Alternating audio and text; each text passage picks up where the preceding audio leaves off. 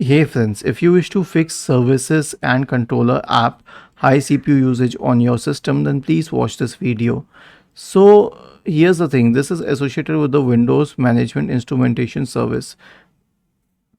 Before anything else, we will just restart the service. Search for services in the Windows search bar and open services. Scroll down to the Windows column and you will find the Windows Management uh, Instrumentation Service. Right click on it and select restart. Okay, this is an important service and this should fix the problem, but if it does not, it means that a few files could be broken. So perform an SFC scan. Search for command prompt in the Windows search bar and click on run as administrator. Type the command sfc /scan now and hit enter to invoke the SFC scan.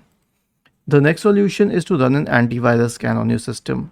Search for Windows Security in the Windows search bar and open Windows Security.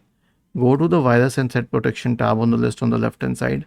Select Scan Options, select Full Scan, click on Scan Now, and the last one is to perform a clean boot. So search for System Configuration in the Windows search bar. Click on System Configuration, go to Services, check the box associated with Hide on Microsoft Services. If any of the services checked, click on Disable All, Apply, OK, and then restart your computer. Was this helpful? If yes, then please subscribe to the channel.